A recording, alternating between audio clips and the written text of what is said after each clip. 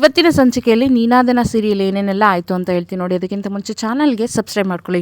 ಇಲ್ಲಿ ಅತ್ತೆ ಸೊಸೆ ಇಬ್ಬರು ಶಾಪಿಂಗ್ ಬಂದಿರ್ತಾರೆ. ಅಲ್ಲಿ ಒಂದು ಅಂಗಡಿಯಲ್ಲಿ ಶಕುಂತಲಾ ಬಂದುಬಿಟ್ಟು ಮಲ್ಲಿಗೆ ಎಣ್ಣೆ ಕೇಳ್ತಾಳೆ. ಅದಕ್ಕೆ ಇವಾಗೆಲ್ಲ ಎಲ್ಲಮ್ಮ ಸಿಗುತ್ತೆ ಮಲ್ಲಿಗೆ ಎಣ್ಣೆ ಅಂತ ಆತ ಹೇಳ್ತಾನೆ. ಅದಕ್ಕೆ ಅತ್ತೆ ನೀವು ಹಚ್ತೀರಾ ಮಲ್ಲಿಗೆ ಎಣ್ಣೆ? ನಾವು ನಮ್ಮ ವೇದ ಮಲ್ಲಿಗೆ ಎಣ್ಣೆನ ಒಂದ್ಸಲಿ ಸ್ನಾನ ಮಾಡುವಾಗ ಹಚ್ಚಿ ಸ್ನಾನ ಮಾಡಿದ್ರೆ ಸಾಕು, ಈ ಸೋಪು ಈ ಸೆಂಟು ಇದೆಲ್ಲ ಯೂಸ್ ಮಾಡೋದೇ ಬೇಡ, ಘಮ ಅಂತ ವಾಸನೆ ಬರುತ್ತೆ ಅಂತ ಶಕುಂತಲಾ ಅಂತಾಳೆ. ಅದಕ್ಕೆ ಒಂದ್ಸಲಿ ನಿಮ್ಮ ಮಗನ ಕೇಳಿ ನೋಡಿ, ಎಲ್ಲಿದ್ರು ಹುಡ್ಕೊಂಡು ತರ್ತಾನೆ ವಿಕ್ರಮ್ಗೆ ಅಂತ ಅಂತಾಳೆ. ಇಲ್ಲ, ಮೊದಲು ವಿಶ್ವ ನನಗೆ ತಂದು ಕೊಡ್ತಿದ್ದ, ಇವಾಗ ಅವನಿಲ್ವಲ್ಲ. ಇಲ್ಲ ಅತ್ತೆ, ನೀವು ಒಂದ್ಸಲಿ ವಿಕ್ರಮ್ನ ಕೇಳಿ ನೋಡಿ. ಅಯ್ಯೋಯ್ಯೋ ವಿಕ್ರಮ್ನ ಬೇಡಪ್ಪ ಅಂತೇಳಿ ಶಕುಂತಲಾ ಅಂತಾಳೆ. ನೋಡ್ತಾ ಇರಿ, ಅದೋ ಒಂದು ಕಾಲ ಬರುತ್ತೆ, ನಮ್ಮಂಗೆ ಏನಿಷ್ಟು ಅನ್ನೋದು ನಾವು ಹುಡ್ಕಾಡಿ ಎಲ್ಲಿದ್ರೂ ತೊಗೊಂಡು ಬಂದು ಕೊಡೋ ಅಂಥ ಕಾಲ ಬಂದೇ ಬರುತ್ತೆ ಅಂತ ವೇದ ಹೇಳ್ತಾಳೆ. ಅದಕ್ಕೆ ಅಂಟ್ವಾಳದ ಕಾಯಿ ಇದೆಯೇನಪ್ಪ ಅಂತ ಕೇಳ್ತಾಳೆ. ಅಯ್ಯೋ ಇವಾಗ ಅದೆಲ್ಲ ಸಿಗುತ್ತೆ, ಎಲ್ಲಿಂದ ಸಿಗುತ್ತೆ ಅಮ್ಮ ಅಂತ ಪಾಪ ಈತ ಹೇಳ್ತಾನೆ. ಅದಕ್ಕೆ ಅಯ್ಯೋ ನಿಮ್ಮ ತಾತ ಇದ್ದಾಗ ಎಲ್ಲದೂ ಸಿಕ್ತಿತ್ತು, ಇವನಿನ್ನು ಚಿಕ್ಕನಲ್ವ ವೇದ, ಇವನಿಗೆ ಏನು ಗೊತ್ತಿಲ್ಲ, ಇರು ಒಳಗೆ ಎಲ್ಲಾದರೂ ಇದೆಯಾ ಅಂತ ನಾನೇ ನೋಡ್ತೀನಿ ಅಂತ ಹೇಳ್ಬಿಟ್ಟು ಅಂಗಡಿ ಒಳಗೆ ಶಕುಂತಲಾ ಹೋಗ್ತಾಳೆ. ಇನ್ನು ಈ ಕಡೆ ಗುಲಾಬಿ ನಾಟಕ ಆಡೋಕ್ಕೆ ಎಲ್ಲ ರೆಡಿ ಮಾಡಿಕೊಂಡು, ನಾನು ಒಂಥರ ಈ ಏನು ಇಲ್ದೋಳ್ ಥರ ಕಾಣ್ತಿದ್ದೀನಲ್ವ ಅಂದ್ಕೊಂಡು ಹಿಂಗೆಲ್ಲ ಮಾಡಿ, ಅಯ್ಯೋ ಸುಸ್ತಾಗ್ತಿದೆಯಲ್ಲಪ್ಪ ತಿರುಗಾಡಿ ನನ್ನ ಕೈಲಿ ಆಗ್ತಾ ಇಲ್ಲ, ಈ ಅಂಗಡಿಯವರಾದ್ರೂ ನನಗೆ ನೀರು ಕೊಟ್ಟು ನಾನು ಬದುಕಿಸಿದ್ರೆ ಪ್ರಾಣ ಉಳಿಯುತ್ತಪ್ಪ ಅಂತ ನಾಟಕ ಮಾಡ್ತಾ ಇರ್ತಾಳೆ. ವೇದ ಇವ್ರನ್ನೆಲ್ಲ ನೋಡಿದ್ದೀನಲ್ಲ ಅಂತ ಹೇಳ್ಬಿಟ್ಟು ನೆನಪು ಮಾಡ್ಕೋತಾಳೆ. ಒಂದ್ಸರಿ ಆಶ್ರಮದಿಂದ ಬಂದಿದ್ದೀನಿ, ನಾನು ಫಂಡ್ ಕಲೆಕ್ಟ್ ಮಾಡ್ತಾ ಇದ್ದೀನಿ ಹೆಣ್ಮಕ್ಳಿಗೋಸ್ಕರ ಮತ್ತು ಅನಾಥರಿಗೋಸ್ಕರ ಅಂತೇಳಿ ನಮ್ಮ ಮನೆಗೆ ಬಂದಿದ್ರಲ್ಲ ಅವರಲ್ವಾ ಅಂತ ಯೋಚನೆ ಮಾಡ್ತಾ ಇರ್ತಾಳೆ. ಇನ್ನೊಂದು ಕಡೆ ದಾಮೋದರ ವೀರ ನಮ್ಮ ವಿಕ್ರಮ್ನ ಬರೋಕೆ ಹೇಳಿರ್ತಾರೆ. ವಿಕ್ರಮ್ ಪಾಪ ಏನೋ ಮಾತಾಡಬೇಕು ಅಂತ ಹೇಳಿದ್ರಂತೆ ಅಂತ ಬರ್ತಾನೆ. ಹೌದು ಕಣ ವಿಕ್ರಮ್, ನಿನ್ನ ಮದುವೆ ಆದಮೇಲೆ ತುಂಬ ಚೇಂಜ್ ಆಗಿಬಿಟ್ಟೆ, ಹೀಗೆ ಬರೀ ಪ್ರೀತಿ ಪ್ರೇಮ ಪ್ರಣಯ ಅಂತ ಕೂತ್ರೆ ನಮ್ಮದು ಹೊಟ್ಟೆ ತುಂಬಲ್ಲ ನೋಡು. ಈಗಾಗಲೇ ಫೀಲ್ಡಲ್ಲಿ ನಾವು ಹವಾನ ಕಳ್ಕೊತಾ ಇದ್ದೀವಿ. ಅಲ್ಲದೆ ಶೆಟ್ರು ನಮಗೆ ಬರಬೇಕಾದ ಎಲ್ಲ ಡೀಲ್ನೂ ಅವರಿಗೆ ಬೇರೆಯವರಿಗೆ ಕೊಟ್ಬಿಟ್ಟಿದ್ದಾರೆ. ಅಲ್ಲದೆ ನಮಗೆ ಬರಬೇಕಾದ ಕಾಂಟ್ಯಾಕ್ಟ್ಸ್ನೆಲ್ಲ ಅವ್ರ ಕಡೆಗೆ ತಿರುಗಿಸ್ಕೋತಾ ಇದ್ದಾರೆ ನಮ್ಮ ಅಪೋಸಿಟ್ ಟೀಮ್ ಅವರು ಅಂತ ಹೇಳ್ತಾ ಇರ್ತಾನೆ. ವಿಕ್ರಮ್ ಇದು ಇವಾಗ ಏನು ಮಾಡ್ಬೇಕು ಹೇಳಿ ಪಾಪ ಅಂತೇಳಿ ಅಂತಾನೆ. ಏನಿಲ್ಲ, ಶೆಟ್ರು ಹತ್ರ ಹೋಗಿ ಅವ್ರ ಕೈ ಕಾಲು ಇಟ್ಕೋ, ಬೇಡ್ಕೋ, ನಮಗೆ ಡೀಲ್ ಕೊಡಿ ಅಂತ, ನಮಗೆ ಕ್ಷಮಿಸು ಅಂತ ಬೇಡ್ಕೋ ಅಂತೇಳಿ ಅಂತಾನೆ. ನನಗೆ ಯಾರ ಕೈ ಕಾಲು ಹಿಡಿಯೋದು ದರ್ದಿಲ್ಲ ಅಂತ ಹೇಳ್ಬಿಟ್ಟು ಅಂತಾನೆ. ಅದಕ್ಕೆ ಮತ್ತಿನ್ನೇನು ಮಾರ್ಕೆಟಲ್ಲಿ ಮಸಾಲೆ ವಡೆ ಹಾಕಬೇಕು ಅಂತ ಅಂತಿದೆಯಾ ಅಂತ ದಾಮೋದರ ಅಂತಾನೆ. ಅದಕ್ಕೆ ವಿಕ್ರಮ್ ಇದ್ದನು, ಆ ಕೆಟ್ಟ ಕೆಲಸಕ್ಕಿಂತ ಇದೇ ಒಳ್ಳೆ ಕೆಲಸ ಅಂತೇಳಿ ಅಂತಾನೆ. ನಿನಗೆಯಪ್ಪ ನೀನು ಏನಪ್ಪ ನಿನ್ನಿಂದ ನನ್ನ ಮರ್ಯಾದೆ ಎಲ್ಲ ಹಾಳಾಗೋಯ್ತು, ಬೇಡ ವಿಕ್ರಮ್, ನಮಗೆ ಇದೆಲ್ಲ ಸೂಟ್ ಆಗಲ್ಲ ಈ ಥರ. ನೀನು ಈ ಥರ ಪೆನ್ ತೊಗೊಂಡು ಪ್ರೇಮ ಕಾವ್ಯನ ಬರಿತಾ ಕೂತ್ರೆ ನಮ್ಮ ಆಪೋಸಿಟ್ ಟೀಮ್ ಅವರೆಲ್ಲ ಸೇರಿಕೊಂಡು ಕತ್ತಿನಲ್ಲಿ ನಮ್ಮ ರಕ್ತ ಚರಿತ್ರೆ ಬರೆದ್ಬಿಡ್ತಾರೆ ಅಷ್ಟೇ ಅಂತ ದಾಮೋದರ ವೀರ ಏನೇನೋ ಬೈತಾ ಇರ್ತಾರೆ ವಿಕ್ರಮ್ಗೆ. ವಿಕ್ರಮ್ ನೋಡಿ ಪಾಪ, ನಾನು ಮಾತ್ರ ಯಾರ ಕೈಕಾಲು ಹಿಡಿಯಲ್ಲ, ಅದಕ್ಕಿಂತ ಬದಲು ನಾನು ಬೇರೆ ಏನೋ ಬಿಸ್ನೆಸ್ ಮಾಡಬೇಕು ಅಂತ ಇದ್ದೀನಿ. ಈ ರಕ್ತ ಬೇರೆಯವ್ರನ್ನ ಕೈಕಾಲನ್ನ ಮುಟ್ಟೋದು, ಅವ್ರನ್ನ ಮುರಿಯೋದು, ಈ ಥರದ್ದೆಲ್ಲ ಬೇರೆಯವರಿಗೆ ತೊಂದರೆ ಮಾಡೋ ಅಂಥದ್ದನ್ನು ಬಿಟ್ಟು ಬೇರೆ ಏನಾದರೂ ನಾನು ಮಾಡ್ತೀನಿ ಅಂತ ನಮ್ಮ ವಿಕ್ರಮು ಚೇಂಜ್ ಆಗಿಬಿಟ್ಟಿರ್ತಾನೆ. ಹಂಗಂತ ವಾದಿಸ್ತಾ ಇರ್ತಾನೆ. ಅದಕ್ಕೆ ದಾಮೋದರ ಇದ್ದನು, ಹಂಗಾದ್ರೆ ಏನು ನಿನ್ನ ಮಾತಿನ ಅರ್ಥ? ನೀನು ಶೆಟ್ರ ಹತ್ರ ಹೋಗಲ್ಲ, ಅವ್ರ ಕೈ ಕಾಲು ಹಿಡಿಯಲ್ಲ, ಡೀಲ್ನ ನೀವು ತಗೊಳ್ಳಲ್ಲ ಅಂತಂತಾನೆ. ಹೌದು ಪಾಪ, ನನಗೆ ಬೇರೆಯವ್ರ ಕೈ ಕಾಲು ಹಿಡಿಯೋ ಅಂಥದ್ದರದು ಇಲ್ಲ, ನನಗೆ ನನ್ನ ಕಾಲ ಮೇಲೆ ನಿಂತೇ ನನಗೆ ಅಭ್ಯಾಸ. ಆ ಥರ ಬೇರೆಯವ್ರನ್ನ ಕೈ ಕಾಲು ಹಿಡಿದು ಆ ಥರದ್ದೆಲ್ಲ ಡೀಲ್ ನಾನು ತೊಗೋಬೇಕು ಅನ್ನೋ ಸಮಯ ಬಂದರೆ ನಾನೇ ಬೆಂಕಿ ಹಚ್ಕೊಂಡ್ರೂ ಪರವಾಗಿಲ್ಲ, ನಾನು ಬೇರೆಯವ್ರ ಹತ್ರ ಹೋಗಲ್ಲ ಅನ್ನೋ ಒಂದು ಮಾತನ್ನು ದಾಮೋದರಿಗೆ ನಮ್ಮ ವಿಕ್ರಮು ಹೇಳ್ತಾನೆ. ಇನ್ನೊಂದು ಕಡೆ ಯಾಕೆ ಅಳ್ತಿದ್ದೀರಾ ಅಂತ ನಮ್ಮ ವೇದ ಗುಲಾಮಿನ ಕೇಳಿದಾಗ, ಅಯ್ಯೋ ನನಗೆ ಇದನ್ನು ಬಿಟ್ಟರೆ ಇನ್ನೇನು ದಿಕ್ಕಿದೆ, ಕೆಲಸ ಕಳ್ಕೊಂಡಿದ್ದೀನಿ, ಮನೆ ಇಲ್ಲ, ಮಠ ಇಲ್ಲ, ತಿನ್ನೋಕೆ ಅನ್ನನೂ ಇಲ್ಲ, ಅಳೋದು ಬಿಟ್ಟರೆ ನನಗೆ ಇನ್ನೇನು ಗೊತ್ತಿದೆ ಅಂತ ನಾಟಕ ಸ್ಟಾರ್ಟ್ ಮಾಡಿಬಿಡ್ತಾಳೆ ಗುಲಾಬಿ.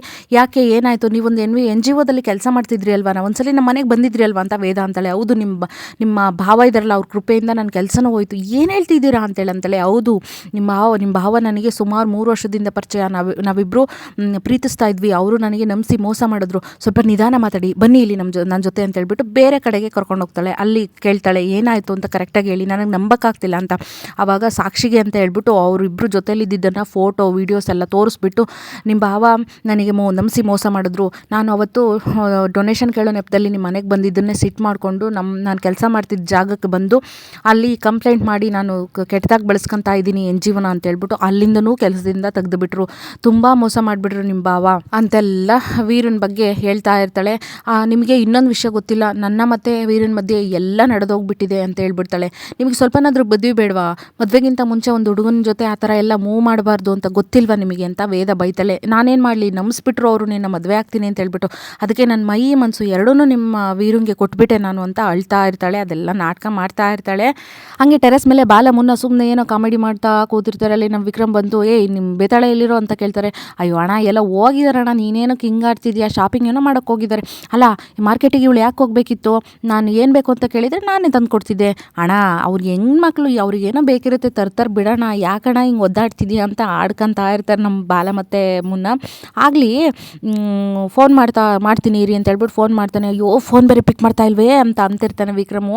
ಬಾಲಮ್ಮನು ಬಾಲ ಫೋನ್ ಪಿಕ್ ಮಾಡ್ತಿಲ್ವಂತೆ ಕಣೋ, ಅದಕ್ಕೆ ಅಣ್ಣ ಕಮಿಷನರಿಗೆ ಫೋನ್ ಮಾಡೋಣ. ಅಯ್ಯೋ ಫೋನ್ ಬೇರೆ ಪಿಕ್ ಮಾಡ್ತಿಲ್ವಲ್ಲ ಅಂತ ನಮ್ಮ ವಿಕ್ರಮ್ನ ಚೆನ್ನಾಗಿ ಆಡ್ಕೊಂತ ಇರ್ತಾನೆ ನಮ್ಮ ಬಾಲ ಮತ್ತು ಮುನ್ನು. ಆಮೇಲೆ ಅಣ್ಣ ವಿಷಯ ಏನು ಗೊತ್ತೇನಣ್ಣ, ನೀನು ತುಂಬ ವೀಕ್ ಆಗಿಬಿಟ್ಟಿದ್ಯಾ ಕಣಣ್ಣ. ವೀಕ್ ಅಲ್ಲ, ನೀನು ಪ್ರೀತಿಲಿ ಪಾಗಲಾಗ್ಬಿಟ್ಟಿದ್ಯಾ. ಅದಕ್ಕೆ ಒಂದು ನಿಮಿಷ ಕಾಣಲಿಲ್ಲ ಅಂದರೆ ಒಳ್ಳೆ ಈ ನಾಯಿ ಮರಿಗಳು ಕೊಯ್ಯೋ ಕೊಯ್ಯೋ ಅಂತ ಇರ್ತಾವಲ್ಲ, ಹಂಗಂತನೇ ಇರ್ತೀಯ ಅಂತ ಚೆನ್ನಾಗಿ ರೇಗಿಸ್ತಾ ಇರ್ತಾನೆ. ನನ್ನ ಮಕ್ಕಳ ನೀವು ಇಲ್ಲಿಂದ ಹೋಗಲಿಲ್ಲ ಅಂದರೆ ಈ ಟೆರೆಸ್ ಮೇಲಿಂದ ತಳ್ಳಿಬಿಡ್ತೀನಿ ನಿಮ್ಮಿಬ್ರು ಅಂತ ಹೇಳ್ತಾನೆ. ಸರಿ ಬಿಡಿ ಅಂತ ಹೇಳ್ಬಿಟ್ಟು ಇಬ್ಬರು ಹೋಗ್ತಾರೆ. ಎಲ್ಲೋದ್ಲು ಈ ಬೇತಾಳ ಅಂತ ಹುಡುಕ್ತಾ ಇರ್ತಾನೆ ನಮ್ಮ ವಿಕ್ರಮು. ಇಲ್ಲಿ ವೇದ ಗುಲಾಬಿ ಹತ್ರ ಮಾತಾಡ್ತಾ ಇರ್ತಾಳೆ. ನನಗಂತೂ ನಂಬಕ್ಕಾಗ್ತಾ ಇಲ್ಲ ನಮ್ಮ ವೀರಭಾವ ಈ ಥರ ಮಾಡಿದ್ದಾರೆ ಅಂತ ಹೇಳ್ಬಿಟ್ಟು ಅಂತ ಅಂತಿರ್ತಾಳೆ. ಅದಕ್ಕೆ ಗುಲಾಬಿ ಇದ್ದೋಳು, ಅಯ್ಯೋ ನನ್ನ ಹಣೆ ಬರೋಕ್ಕೆ ನೀವೇನು ಮಾಡೋಕ್ಕಾಗುತ್ತೆ ಬಿಡಿ ಹೋಗಲಿ, ಏನೋ ನನ್ನ ಹಣೆ ಬರ ಹಂಗಿತ್ತು ಅಂತ ಸುಮ್ಮನೆ ನಾಟಕ ಮಾಡ್ತಿರ್ತಾಳೆ. ಇಲ್ಲ ಅದಂಗೆ ಸುಮ್ಮನೆ ಬಿಡೋಕ್ಕಾಗುತ್ತೆ, ಒಂದು ಹೆಣ್ಣಿಗೆ ಮೋಸ ಮಾಡಿದ್ರೆ ಯಾರೂ ಬಿಡಬಾರ್ದು, ನಾನಂತೂ ಇದನ್ನು ಸುಮ್ಮನೆ ಬಿಡಲ್ಲ ಅಂತ ವೇದ ಅಂತಾಳೆ. ಮನಸ್ಸಲ್ಲಿ ಅಂತೂ ಇಂತೂ ಕುರಿ ಹಳ್ಳಕ್ಕೆ ಬಿತ್ತು ಅಂತಾಳೆ ಗುಲಾಬಿ. ಆಮೇಲೆ ಸರಿ ಆಯಿತು, ಇದನ್ನು ನಾನು ಹೆಂಗೆ ನಂಬೋದು, ನಿಮಗೆ ನ್ಯಾಯ ಕೊಡಿಸ್ತೀನಿ ಅಂದರೆ ಈಗಲೇ ಅಲ್ಲ, ಈಗ ನಿಮ್ಮ ಕಡೆ ಸ್ಟೋರಿನ ಕೇಳಿದ್ದೀನಿ, ನಾನು ನಮ್ಮ ಭಾವನೂ ಕೇಳಬೇಕಲ್ವಾ, ಅಂದರೆ ಅವ್ರೇನು ಒಪ್ಕೊಂತಾರೆ ಅಂತ ತಿಳ್ಕೊಂಡಿದ್ದೀರಾ ಅಂತ ಗುಲಾಬಿ ಅಂತಾಳೆ. ಇಲ್ಲ ಇವಾಗ ಟೆಕ್ನಾಲಜಿ ಮುಂದುವರೆದಿದೆಯಲ್ಲ, ಸುಮ್ಮನೆ ಫೋಟೋನ ಎಡಿಟ್ ಮಾಡಿ ನೀವು ನನಗೆ ತೋರಿಸ್ತಿರ್ಬೋದಲ್ವಾ ಅಂತ ಅಂತಾಳೆ. ಆಯಿತು ವೇದವರೇ, ನೀವು ಮನೆಗೆ ಹೋಗಿ ಅವ್ರ ಫೋನ್ ತಗೊಳ್ಳಿ, ಇಷ್ಟು ಬೇಗ ನನ್ನ ನಂಬರ್ನ ಡಿಲೀಟ್ ಮಾಡಿರಲ್ಲ, ನಾನು ಫೋನ್ ಮಾಡ್ತೀನಿ, ಅವ್ರು ಏನಾದ್ರೂ ಮಾತಾಡೋಕ್ಕೆ ಹಾಗೆ ಹಿಂಗೆ ಮಾಡಿದ್ರು ಅಂದರೆ ಅಲ್ಲೇನೋ ಇದೆ ಅಂತ ಅರ್ಥ ಅಂತಾಳೆ. ಆಯಿತು ಸರಿ, ನಾನೆಲ್ಲ ಚೆಕ್ ಮಾಡಿ ಆಮೇಲೆ ಇದಕ್ಕೆ ಒಂದು ತೀರ್ಮಾನ ಮಾಡ್ತೀನಿ, ನೀನು ನಂಬರ್ ಕೊಡಿ ಇಲ್ಲಿ ಅಂತ ಹೇಳ್ಬಿಟ್ಟು ಗುಲಾಬಿ ನಂಬರ್ನ ನಮ್ಮ ವೇದ ಇಸ್ಕೋತಾಳೆ. ಥ್ಯಾಂಕ್ ಯು ಅಂತ ಕೈ ಕೂಡ ಮುಗಿತಾಳೆ. ಕೈ ಯಾಕೆ ಮುಗಿತಿದ್ದೀರಾ ಅಂತ ವೇದ ಕೇಳ್ತಾಳೆ. ನನ್ನ ನೋವಿಗೆ ಸ್ಪಂದಿಸಿದ್ದಕ್ಕಾಗಿ ನನಗೆ ದಯವಿಟ್ಟು ನ್ಯಾಯ ಕೊಡಿಸಿ, ನಾನಂತೂ ಇನ್ನು ನಿಮ್ಮನ್ನೇ ನಂಬಿದ್ದೀನಿ ಅಂತ ಗುಲಾಬಿ ಕೈ ಮುಗಿತಾಳೆ. ಅದಕ್ಕೆ ವೇದ ಇದ್ದೋಳು, ಡೋಂಟ್ ವರಿ, ನಾನು ನಿಮಗೆ ನ್ಯಾಯ ಕೊಡಿಸ್ತೀನಿ, ಆದರೆ ಏನಕ್ಕಂದರೆ ನಮ್ಮ ಮನೆಯವರಿಂದ ಯಾರಿಗೂ ಕೂಡ ಗೊತ್ತಿಲ್ಲದೇನೋ ತಪ್ಪು ಆಗಬಾರ್ದು, ಯಾರಿಗೂ ಮೋಸ ಆಗಬಾರ್ದು, ನಾನು ಇದ್ದೀನಿ ಅಂತ ಹೇಳ್ಬಿಟ್ಟು ನಾನಿನ್ನು ಬರ್ತೀನಿ ಅಂತ ಹೇಳ್ಬಿಟ್ಟು ವೇದ ಅಲ್ಲಿಂದ ಹೋಗ್ತಾಳೆ. ವೀರ ನೋಡ್ತಾ ಇರು, ನನಗೆ ಮೋಸ ಮಾಡೋಕ್ಕೆ ಅಂತ ಇದ್ದೆ ಅಲ್ವಾ, ನಿನಗೆ ಹೆಂಗೆ ಬುದ್ಧಿ ಕಲಿಸ್ತೀನಿ ಅಂತ ಮನಸಲ್ಲೇ ಗುಲಾಬಿ ತಾಳೆ ಹಾಕ್ತಾ ಇರ್ತಾಳೆ.